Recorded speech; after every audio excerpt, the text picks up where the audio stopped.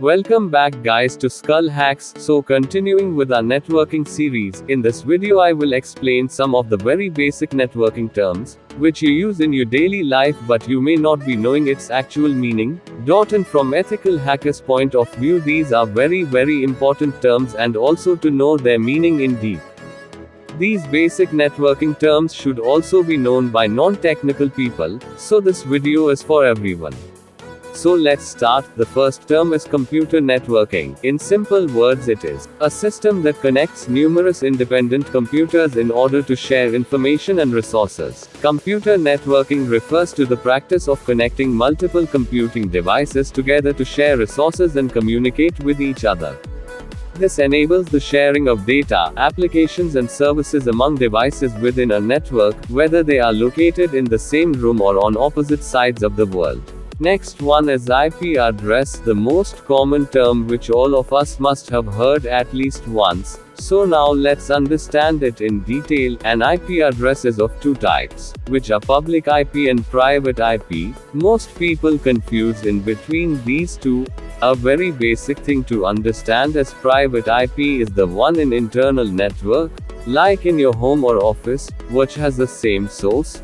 All the devices under it can connect throughout private IP, which usually looks like 192 something. You can check your private IP address. If you are using Windows system, then you can open command line and type IPCONFIG, and if you are using Linux, you can open terminal and type IFCONFIG. So this was private IP. But using only private IP you cannot connect to the world, so there is a public IP which is unique for all the devices in this world.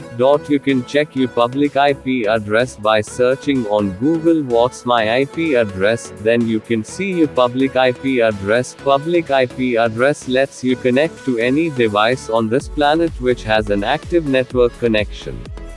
So this was the difference between public IP and private IP. Now coming on second part, IP version 4 and 6. Well, IP version 4 is still very popular and widely used. Then why was there a need for version 6? Because IP version 4 can take only 32 bits at once and maximum devices it can accommodate is 4 billion. But now due to technological advancements, devices on this planet have crossed 10 billion, so to cover all these we need version 6, and also it had some extra and better features. Then IP may be static or dynamic. Well, you can set that. Static IP means every time you connect your device to network you will have same IP address, but in dynamic IP address it will change every time. So that's all from IP address.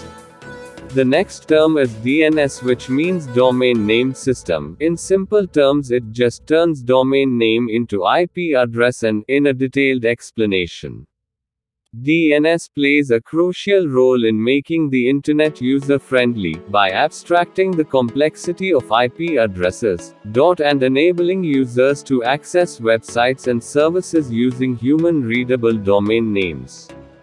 It's an essential part of how the internet functions, and is used in various networked applications beyond web browsing, such as email, online gaming, and more.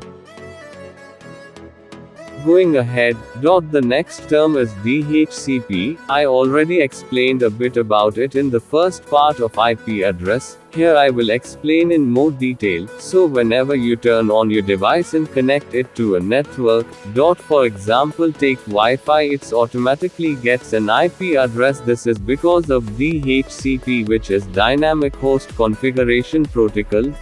Now let's see its proper definition. DHCP is a network protocol used to automatically assign IP addresses and other network configuration parameters to devices on a network. DHCP is commonly used in both small and large networks, such as home networks, corporate networks, and public Wi-Fi networks, to simplify the process of connecting devices to the network. The next term is ARP, which is Address Resolution Protocol. It is used to map an IP address to the corresponding physical MAC address, which is Media Access Control on a local network. ARP is essential for communication between devices on the same network. It is primarily used in Ethernet and LAN technologies. ARP is a stateless protocol, but ARP is also vulnerable to various attacks like ARP spoofing and ARP poisoning, where the hacker tries to impersonate other devices on the network. The next term is NAT, which is Network Address Translation. In simple words, it is used to facilitate connection between an external and internal system with a private IP address. It is a networking technique used to modify network address information in packet headers while in transit, typically in a router or firewall, to allow multiple devices within a private network to share a single public IP address. NAT is commonly used in home and office routers to enable multiple devices to share a single internet connection, as well as in corporate networks for security and address management. The next term is VPN, which all of us must have heard of and also used. Well, over here let's know it in more detail. VPN stands for Virtual Private Network. It is a technology that allows users to create a secure and encrypted connection to a private network over the internet. VPNs are commonly used for various purposes, including enhancing online privacy and security, bypassing geo-restrictions, and enabling remote access to corporate networks. The last term is firewall.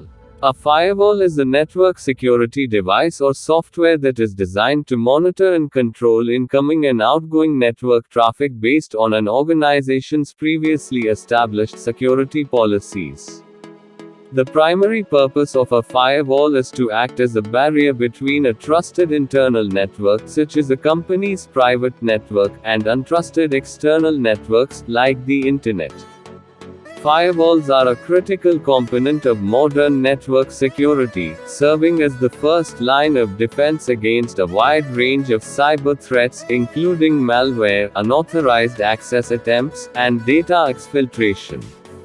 Properly configuring and maintaining firewalls is essential to safeguarding the integrity and confidentiality of an organization's network and data. Firewall is a very big topic I will explain in detail in next videos. So that's all from this video. I hope you all have learned something. Do join our Telegram channel.